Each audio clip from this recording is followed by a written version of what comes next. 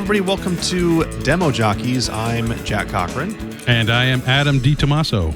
And today we're continuing our conversation about Just Effing Demo by Rob Falcone. If you have been following along with us, this is the second episode this month. We'll be continuing this book for the rest of the month. You can find out more information about the books that we're covering. Make sure you go over to demojockeys.com for more information there. The book we're doing next month, in case you wanted to get a jump on that, we're going to be covering next month in November, The Storytelling Animal by Jonathan Gottschall. Pick that up. There'll be links to purchase that in the description of the episode. And finally, before we hop in, if you're listening to this on your favorite podcast app and you want to see the video of it, we are also on YouTube with the video. So wherever you would like to check out these Demo Jockeys, just audio or video, up to you. The choice is yours. We're so handsome. We're just so handsome. I mean, maybe you want to stick with audio. I mean, maybe maybe you don't want to do the video app. You know what? Give it a try. Just, you can always fall back to just listening to our voices. We're great for when you're jogging. It's that whole, you have a face made for radio. Like, absolutely. It's one of those, right? But no, you're a wonderful human being, Adam. I wouldn't say that about you. Thank you. I needed that ego boost today.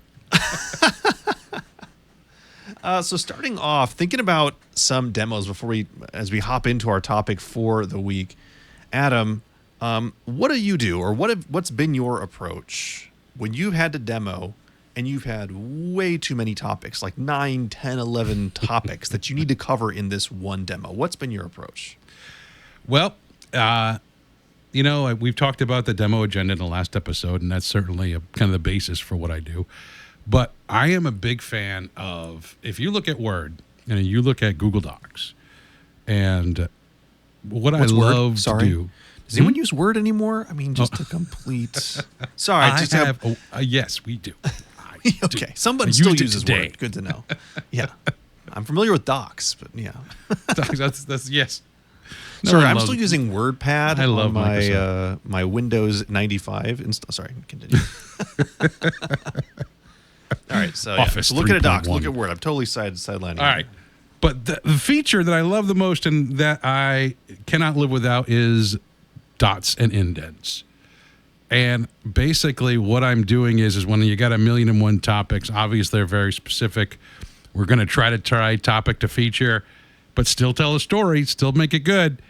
And how I'm doing that, or my approach, is the idea of essentially creating buckets where we have a primary group and then a subgroup within that, and each topic tied to a particular feature request. So you'd try to, if I'm hearing you correctly, you'd try to take, let's say you got 10, 11 topics, figure out what's the larger grouping that each of those bullet points that you're making can fit into. Exactly. Like, think about this. I mean, there's questions about, well, how would you, for example, import data, or and getting into the macro of this type of data, that type of data, third, second, first party, all these different scenarios. But to me, that's the greater subject of data import. And this is the ways that we offer to, the ways we can do it and the ways we do it today, file types we support, the approaches we take. And that is all dependent on, for example, if they say, well, we keep all our data in S3, so that's a very specific question related to the hierarchy of data import, because they also have some legacy data sitting in an old data structure, or sitting in maybe even a new Snowflake instance, wherever that may be. But it's the structure of, okay, let's group those questions that are similar together, or at least have the same theme of, for example, data import. And that gets back even to the CAN demo reference and the idea of what we do well once, twice, and the third time. Right. Yeah, that whole idea of sort of building an organization system around all these topics to make them more consumable or portable. This is actually right from the book. That's what we're talking about today is Rob's idea of buckets to organize how you actually go through and build your agenda around kind of high-level topics. Just kind of looking specifically at the call out for talking about buckets, basically he's saying, if I'm reading right from here, all your product's features will not fit into your, all into one particular imaginary bucket that you've created. You need to find ways of splitting them up amongst different buckets and then organize those buckets at a high level in a way that makes sense with the demonstration that you're going to give. Right. So if you're starting with, let's go even larger. Let's say you've got 20 topics, right? Then you want to split those up into maybe, 4, 5, 6 different buckets that frankly, it sounds like this is not really where the book's going, but you could even put buckets within buckets. At the end of the day, you're trying to get down to something that's a lot more manageable and consumable for when you're having that agenda conversation like we talked about last week, where you can say, here's what we want to talk about. We want to talk about these 3 things. Does it make sense? Are we all on the same page? Even though you know that the first bullet point, the first bucket, has got 2 buckets in it, and each of those buckets has got 3 things in it. Yeah, and the thing is the advantage of writing this out and having that agenda on paper. Like I said, I prefer to do it on like a doc and then save that doc, and sometimes I even print it out, believe it or not, and it's actually part of my notebook because I can mentally check off every single thing that we've covered, and physically as well. And it just gives me a reference point, or if there's a question that the danger of this type of demo, or I will say this, and this is an idea to think about, you're opening the door for potential rat holes. And what you don't want to do is when you have a demo that's that complex, just because of the nature of what they're asking for, which could be 20 valid points that they need to cover in 2.5 hours. And you've got a salesperson that's going to take up the first 20 minutes with an introduction, an explanation, and a great... I mean, you need to try and control that ahead of time. Right. Like, we got a lot to get through here. We can skip the preamble, but yeah. But no, you're right. You're right. Like it's a lot to cover, and that's actually part of, as I was thinking about this as we were preparing for this episode, how is it that if I'm on the receiving end of 20 different bullet points, how the heck do I remember any of them? Like, how are you ensuring that anyone's going to walk away remembering 20 different topics? Like, literally, end of the meeting, like, if you say, I list off all the topics I covered, they're going to hit 5, maybe. That's just the topics, not even the stuff you covered in the topics. So, like, you run up into a problem where people they're not going to remember the stuff you've talked about if you're trying to cover that many things. And I feel like buckets is a way that you can help them to remember the main 3 points as opposed to the 20 sub-bullet points. To quote the book, and this is actually something I truly, truly believe in practice, summarize why you put the contents in the bucket for them. Because to get to your point, basically, or to what you were saying in the idea of all those points to remember, if you can give them 3 things to remember as opposed to 20, all they know is, I know these 3, they all that ties together, and yep, they do it all. Great. Right. Mental check. Right. Yeah, exactly. I mean, there is, the rule of 3. I'm sure you've heard about this, the idea that we remember things a lot better when they're broken into 3s. I mean, think of the, children's stories you grew up. It's the 3 Little Pigs, there was a house of straw, sticks, and bricks, right? Like, you remember things in 3s for whatever reason, the way our brains work, more than even groups of 2. And then once you get to 4, all of a sudden it's really unmanageable. Yeah, like, complex. Think about the way that okay, you and I are old enough to remember when you had to memorize phone numbers. When you memorized phone numbers, a 10-digit US phone number, if it was just a string of numbers, you're never going to remember that. So what did we do? We broke it down into 3 groups of 3, 3, and 4. But we broke it into 3s: area code, number, and extension.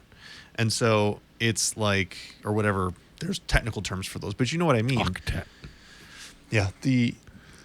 When you break things into 3, our brains are designed to remember the triplets a lot better than anything else. And so taking your buckets and saying, hey, we've got 3 big buckets, and hey, ideally you would have, like, if you're going to do big buckets like that, like, have 9 points. You have 3 small bullets within each bucket, and there's 3 buckets. Perfect. Let's let's fairy tale story this triplet up all the way across the board, where we're going to hopefully hit some part of your brain that's going to help you remember these 3 things.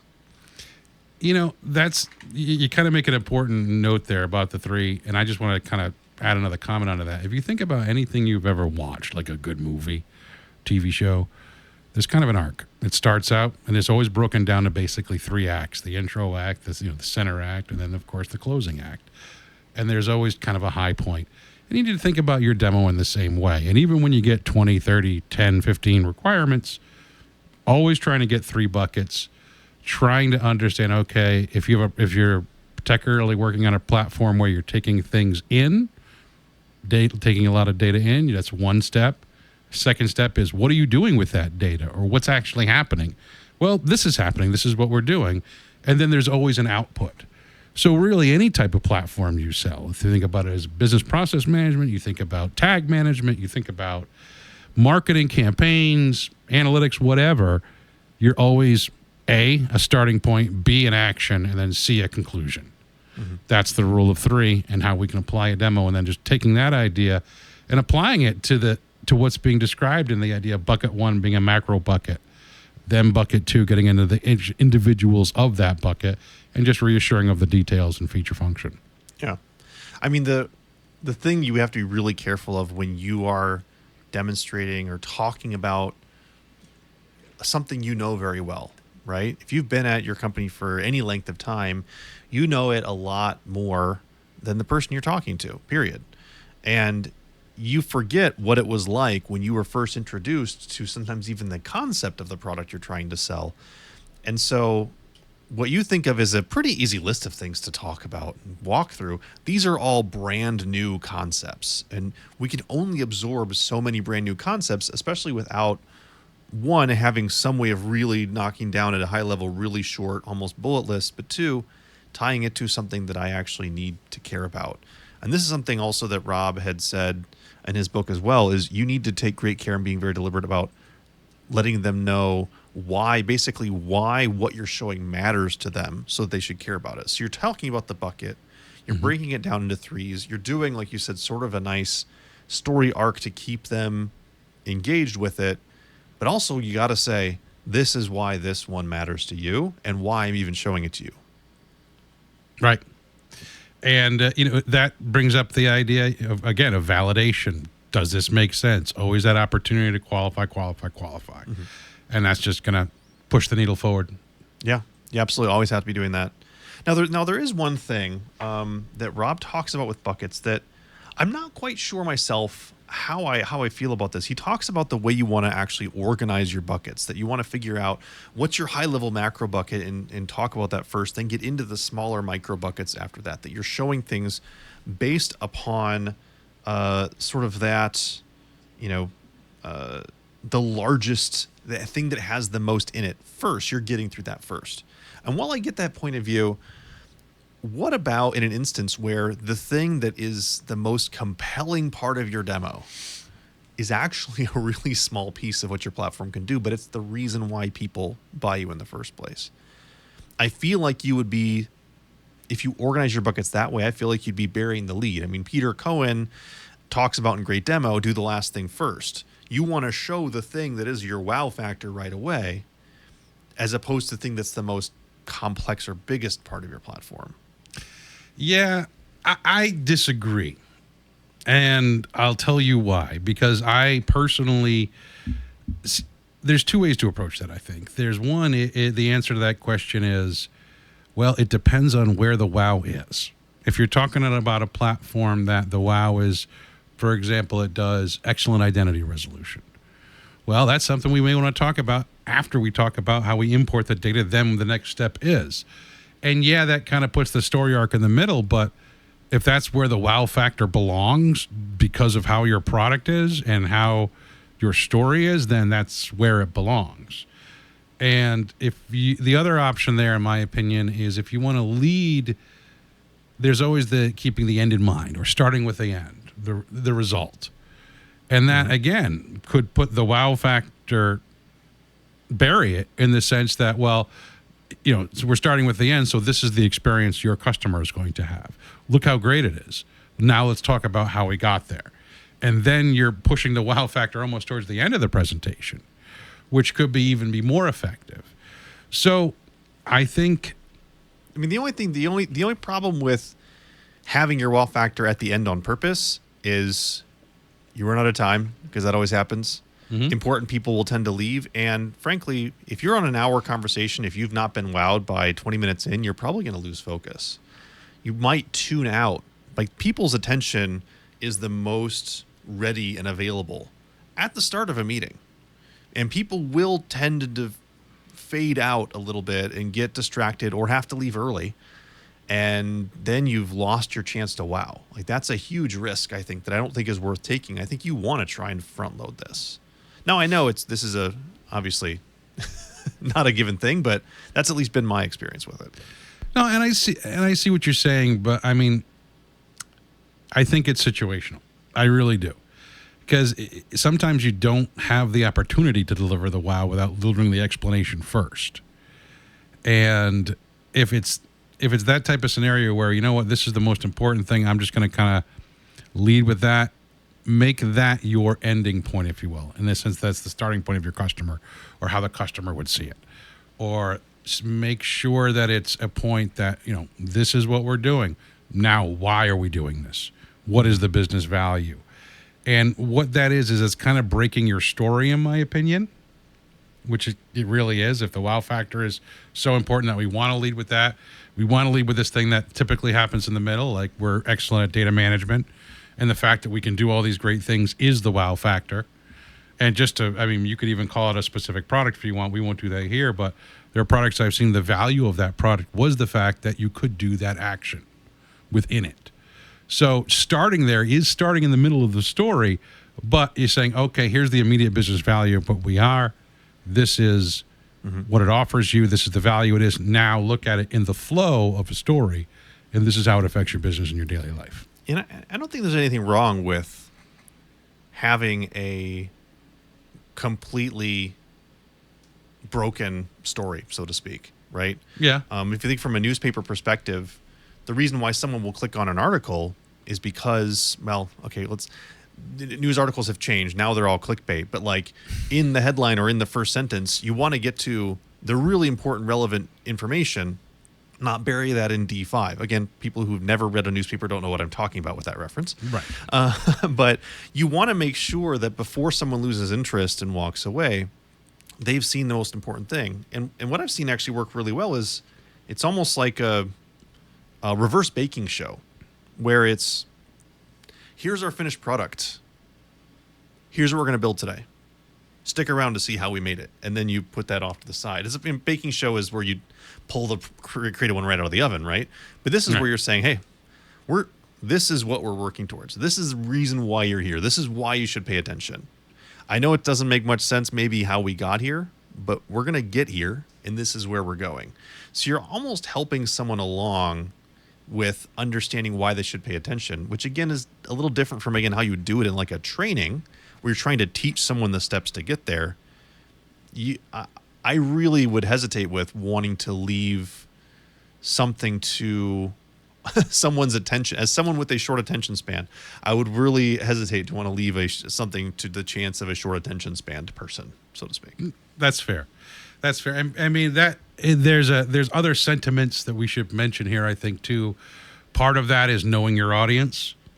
Mm-hmm. Part of that is understanding meaning that, okay, we know we have these people or this one VP, and we're going to be able to determine, hopefully through either our champion, if they're I hate to use the word flighty, but may leave, or if they immediately sometimes they are. Okay, yeah, sometimes they are. Sometimes we all are. Mm-hmm. Yeah, I think it's knowing the audience, understanding the agenda, and I'll bring up this point. You could have a plan where your big moments in the middle. You've got this rock star plan. You know it's going to be good, great agenda. You got somebody who comes and sits down and says, "Show me what matters. I got to leave in 20 minutes." Yeah, that happens. So being able to say, okay, well, the most important thing is this, and then being able to backflow into the agenda like Jack described is a real good talent and a great skill to have. And that actually lends credence to the idea of having your demo built into buckets that are movable. Right. Because let's say if you have a 45-minute demo plan and someone walks in and says, I've only got 20 minutes, that might think, you know what, let's actually go bucket 1, 3, and we'll move bucket 2 to a separate day. Or to the end when they leave and the other people don't care about it. Like, gives you more flexibility versus going, oh crap, I don't know how to do this demo outside of the order I've practiced it in. If you've been Right. practicing it in buckets, you've been thinking about it in buckets, you're going to be able to deliver the buckets in really any order, which is going to be a huge benefit. The one last piece that Rob had mentioned that I think is worth talking about briefly before we run out of time with regards to buckets is that when you do run out of time, let's say you plan to get through 1, 2, or 3, 1 and 2 take a lot longer.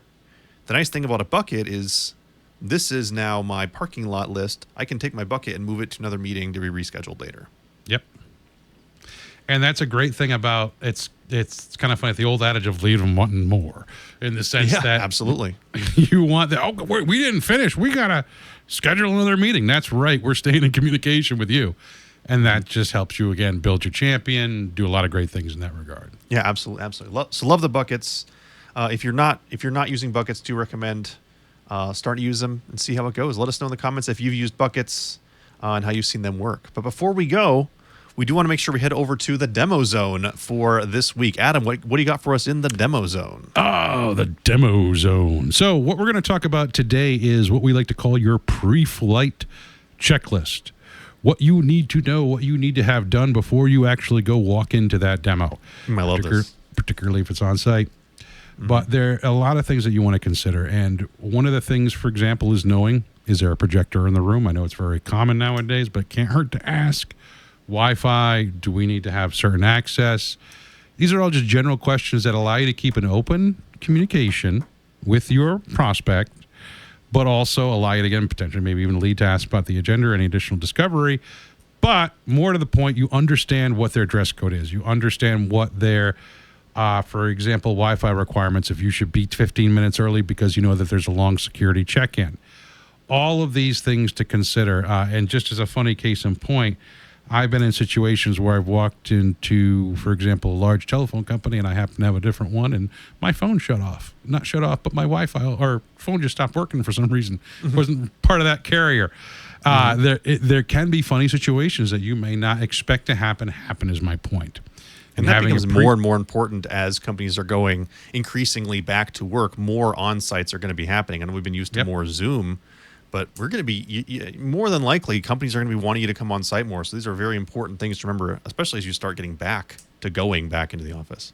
Right. And it's a fun thing to do. It's an exciting thing to do, but just make sure you create your own checklist based on what you think you need to know, like an internet connection, like the agenda, all of the details around it, how you get access to the building, just to make your transition into it a little bit smoother. Excellent. Thanks for that, Adam. That's going to be it for us today, talking through buckets. We will be back next week, continuing to talk more about Just Effing Demo. Be sure to pick it up. And as a reminder, do check out demojockeys.com for more information on the upcoming books we're reading through and stuff in the past, as well as mark your calendars the 4th week of this on October 26th. Rob is actually going to be joining us as well for more conversation about his book. So we will see you guys in the next episode. Take care. Take care.